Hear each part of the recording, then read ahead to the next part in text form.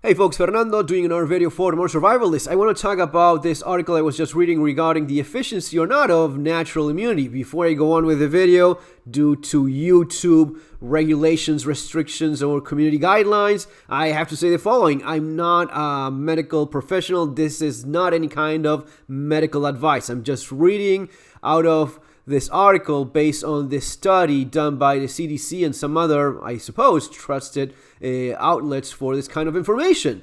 Of course, follow the guidelines and the advice of your trusted physician and medical experts. Okay, so let's get to this. The U.S. Center of Disease Control, the title is Why One Shot After a COVID-19 Infection Should Suffice to Be Considered Fully Vaccinated. I don't know if this person, Eric Topol, is a doctor or not, but he's talking about some of the studies done. While there has been a body of data supporting robust immune response to COVID infections, that evidence has recently been substantially bolstered in the very large trial on the Johnson & Johnson vaccine single shot compared to placebo. Among over 2,000 participants with prior infections, as documented by positive antibody status, their protection against moderate or severe disease was 90%.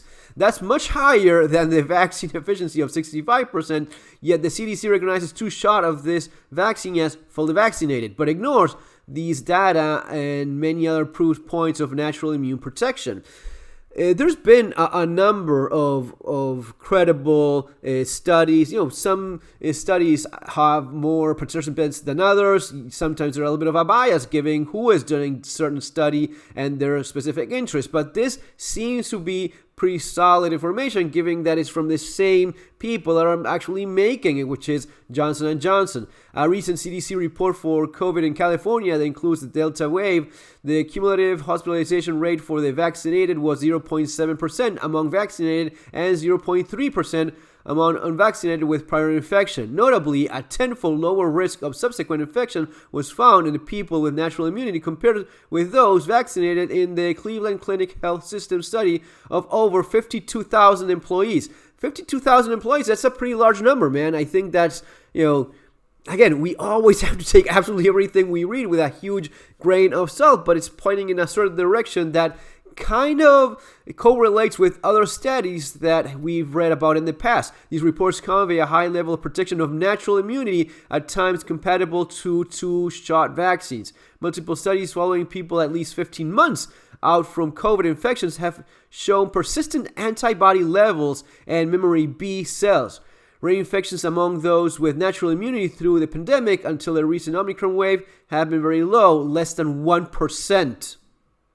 A United Kingdom study of over 9,000 people with prior infection demonstrated higher than 90% protection against subsequent infections, even among those who had COVID more than 18 months previously. You have the article right here. This is straight out of the Guardian, and this is what you have.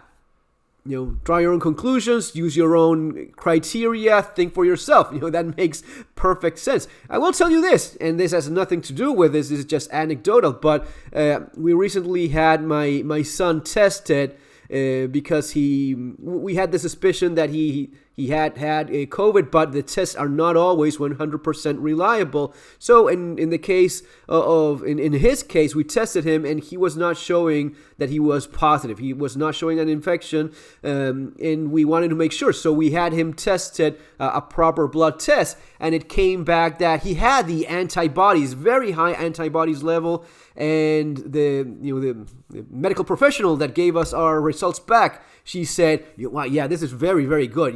This is because of the vaccine." So, and yet we said, yes, of course it is, lady. Of course. Thank you very much.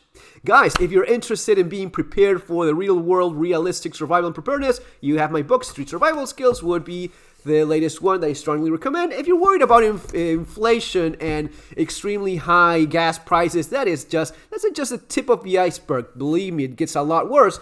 The Modern Survival Manual, Surviving Economic Collapse, and Bugging Out and Relocating. These are all available following the links below there in Amazon. I'll do specific videos regarding the inflation. I know a lot of you folks are worried about that, and yeah, you should be. But this is nothing. This is the kind of thing that is just starting, and I don't want to do a video here specifically about that, but what's going on in other parts of the world is being used as an excuse for the inflation that was already taking place. A lot of it linked to what I'm talking right here in the video. Some of the huge amount of expense made these last couple years, and now it's like, we'll just blame it over the situation over there, and that's it. It's not our fault. This is out of our hands. Yeah, not so much. But more on that on our video. So subscribe to the channel, hit the notification bell button so as to not miss any other videos. Take care. See you on the next one.